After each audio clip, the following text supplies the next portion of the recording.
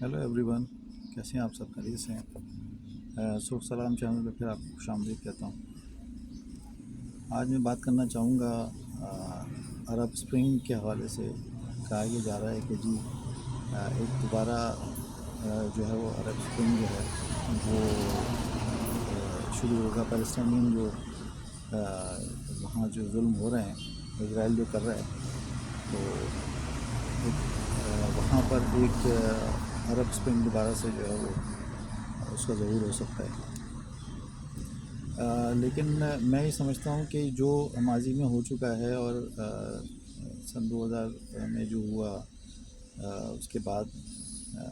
Arab world میں، تو اب وہ چیز پیلسٹینین سے اگر دیکھا جائے تو شاید پاسبل نہیں، کیونکہ پیلسٹینین جو ہیں وہ ان کے اپنے مسائل ہیں، اور ان کی جو رولنگ جو گروپس ہیں ان کا یعنی کہ مڈل ایسٹ سے اتنا تعلق نہیں بنتا جس طرح وہ ان کے اپنے ہی رولنگ جو گروپس ہیں، اور ان کا زیادہ کلیش جو ہے وہ اسرائیل کے ساتھ ہی ہے۔ اور ہاں، اس کو بیسس بنا کے اگر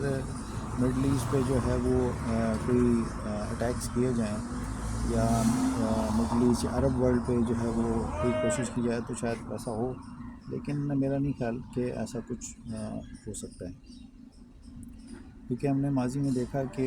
جتنی بھی ڈکٹیٹرشپس تھیں لیبیا میں، مصر میں، اور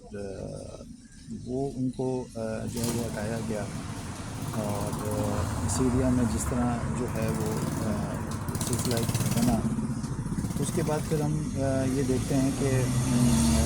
جو ادر ٹونیزیا ہے، موروکو ہے، یمن وغیرہ ہے، اور دوسری جو عمان ہے، تو اس میں بھی اس طرح کا عرب اسپرنگ ہمیں دیکھنے کو ملا۔ ڈکٹیٹرشپس جو ہیں وہ ختم ہوئی، یا جو وہاں کی جو لوکل جو گروپس تھے ان کو جو ہے وہ وہاں پر رولنگ کرنے کا موقع ملا۔ لیکن پیلسٹائن کو اگر ہم دیکھیں، فلسطین میں تو اس طرح کی صورتحال نہیں بنتی، کیونکہ وہاں حماس اور الفتح جو ہے انہی کے لیڈرز جو گروپس ہیں وہ انہی کی وہاں لیڈرشپ ہوتی ہے۔ تو اس طرح دیکھا جائے،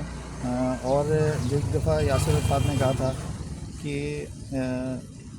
ہمیں جو ہے اپنے لیڈرز جو رولنگ ہماری جو لیڈرز ہیں، جو پارٹیز ہیں ہماری، حماس اور الفتح، اس سے اتنا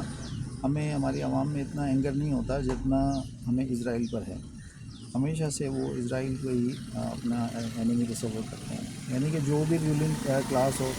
چاہے ویسٹ بینک سے، آپ نے پتہ ہے آپ کو، الفتح جو ہے وہ ویسٹ بینک پہ ہے، اور غزہ پہ جو ہے وہ حماس کا جو ہے وہ ایک اتھارٹی ہے۔ تو اس طرح دیکھا جائے تو یاسر عرفات کا کہنا بھی جو ہے وہ صحیح تھا کہ زیادہ تر اینگر جو ہے وہ اسرائیل پہ ہوتا ہے۔ اب یہ دیکھا جائے کہ یہ اینگر جو ہے یہ کم ہوگا یا نہیں ہوگا، لیکن اس سے قطع نظر عرب اسپرنگ جو ہے، اگر اس کو لوگ یہ تصور کر رہے ہیں کہ اس کا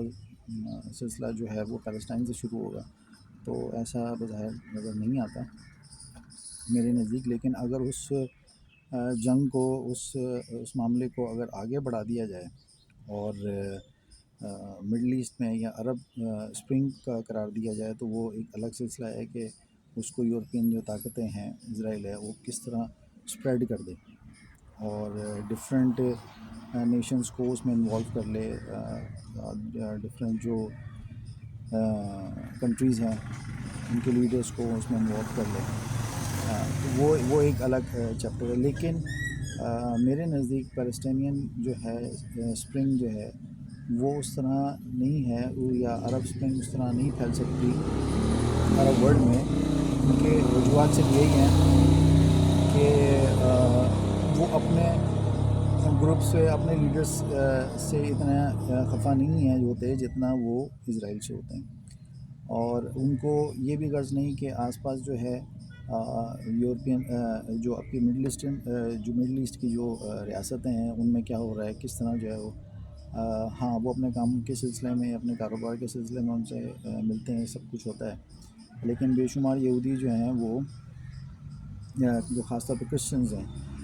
جو ہیں وہ مڈل ایسٹ کی جو کنٹریز ہیں ان میں وہ موجود ہیں، اور وہاں وہ کام بھی کرتے ہیں، نوکریاں کرتے ہیں۔ اسرائیل کو وہ برا بھی سمجھتے ہیں، لیکن وہ رہنا بھی وہیں چاہتے ہیں۔ اب اسرائیل کی پالیسی ہے کہ وہ ان کو اس سے نہ باہر نکالنا چاہتے ہیں، خاص طور پہ حماس کو وہ اٹیک کر رہے ہیں۔ حماس کی جو ابھی ریسنٹلی قطر میں ہوا ہے، قطر میں جو ان کا ایک آفس ہے حماس کا، اس پر اٹیک کیا گیا۔ تو یہ اس قسم کی صورتحال ہے کہ اگر اس کو اسپریڈ کرنے کی کوشش کرے گا اسرائیل یا یورپین نیشنز، تو وہ کنٹریز جو سپورٹ کر رہی ہیں حماس کو، جس میں قطر کا نام بھی ہے، تو وہ ان پہ اٹیک کرنے کی کوشش کریں گے، ان پہ سینکشنز لگانے کی کوشش کریں گے۔ اور باقی میں نہیں سمجھتا کہ عرب اسپرنگ کا اس طرح کوئی تعلق بنتا ہے، کیونکہ ہر کنٹری، ایجپٹ ہو گیا، ٹونیزیا ہو گیا، موراکو ہو گیا، سیریا ہے، کہیں جو ہے وہ ڈیموکریسی ہے، کہیں جو ہے ڈکٹیٹرشپ ہے، کہیں جو ہے وہ فوج کی جو ہے وہ مداخلت ہے، کئی مناقض ہیں، تو وہ یہ اس قسم کی صورتحال ہمیں یہ نظر نہیں آتی۔ تو اس لحاظ سے میرا تجزیہ یہی ہے کہ یہ عرب اسپرنگ جو ہے وہ پاسبل نہیں ہے، البتہ پیلسٹینین اسپرنگ ہم اس کو کہہ سکتے ہیں۔ Thank you very much.